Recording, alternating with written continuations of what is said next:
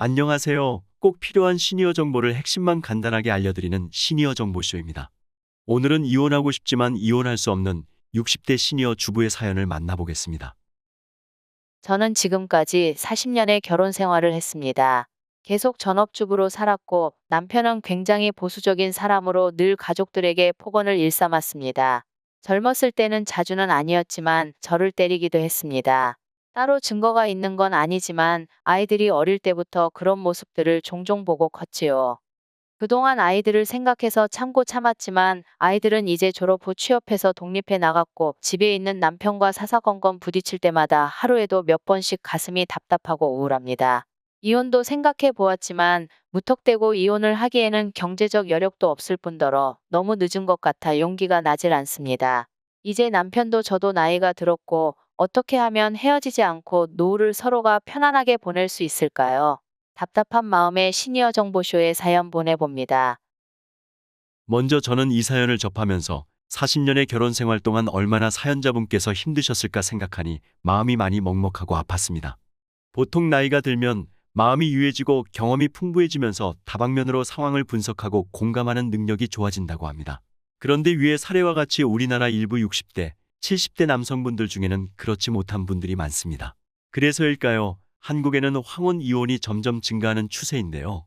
일본에서는 이와 관련된 흥미로운 연구 결과가 있습니다.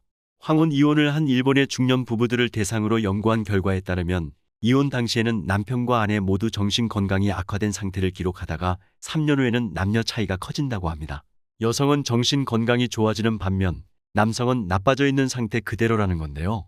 여성들은 경제적인 문제로 다소 고통받긴 하지만 정신적인 충격은 일시적일 뿐 개선되는 반면 남성들은 황혼 이혼으로 받는 정신적 충격이 커서 좀처럼 회복이 힘들다고 합니다. 그런 이유로 남성은 건강이나 생활 관리가 잘 안 되고 사회와 단절된 독거노인이 되어 고독사로 연결될 확률도 높다고 합니다. 이런 결과로 미루어 보아 황혼 이혼이 두 사람 모두에게 좋은 선택은 아닌 것 같습니다. 현재 이 영상을 시청하시는 분들은 시니어들의 노후 대책으로 가장 중요한 것이 무엇이라고 생각하십니까? 경제적 자유일까요? 아니면 성공한 자식일까요? 그것도 아니면 사회적 명예일까요? 이런 것들이 중요하다고 생각하시는 분들도 계시겠지만 오늘은 이것보다 더 중요하고 아주 쉽게 자신의 노후를 행복하게 보낼 수 있는 방법을 알려드리려고 합니다. 정답을 먼저 알려드리면 현재 자신의 배우자에게 잘해야 한다는 것인데요. 이 이야기는 부인이 남편에게 잘해야 하는 것도 있고 남편도 부인에게 잘해야 한다는 이야기이기도 합니다.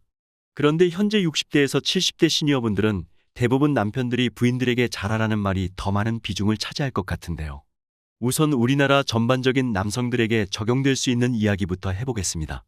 현재 60대, 70대 되신 분들이 기성세대였던 1970년에서 1980년대는 한강의 기적의 절정기로 한강의 기적의 80%가 이 시기에 이루어진 초고속 성장 시대였습니다. 이 시기에 많은 국민들의 노력으로 우리나라는 빠르게 성장했습니다. 따라서 현재 60대, 70대들은 나라가 힘든 시기에 어려운 경제활동을 하신 훌륭한 분들입니다.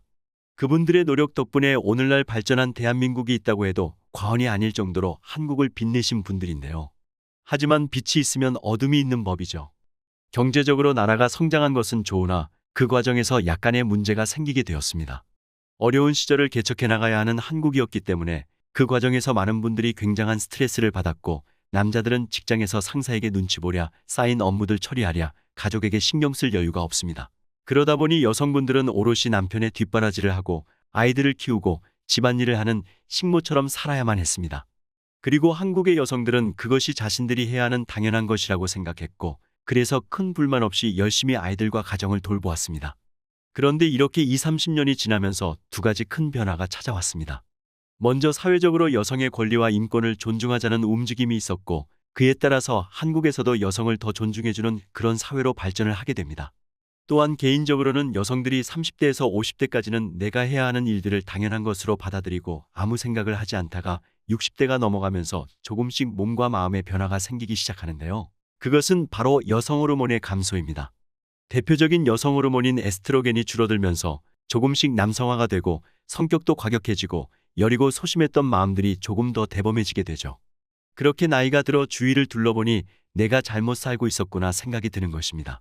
그러면서 여성들은 내가 왜 그동안 이렇게 소심하게 살았을까 하는 자괴감에 빠지게 됩니다. 그런 반면에 남성들은 나이가 들면서 남성 호르몬의 저하로 피곤함을 자주 느끼고 눈물도 많아지고 소심해지는 현상이 생기기 시작합니다. 이런 현상들은 자연적으로 일어나기 때문에 배우자와 나의 성격이 잘 조율된다면 좋은 가정이 될 수가 있습니다. 하지만 아내는 남성화가 이루어지며 성격이 과격하고 대범해지는 데 반해 남편은 20대처럼 가정에서 그대로 강한 권력을 행사하려고 하면 어떤 일이 벌어질까요? 아내는 이제껏 아이들과 당신 뒷바라지를 이렇게 했는데 나이가 들어서까지 더 이상은 이렇게 못 살겠다. 애들도 다 컸으니 나는 이제 나 혼자 자유롭게 살아야겠다라며 황혼 이혼을 생각하게 되는 것입니다.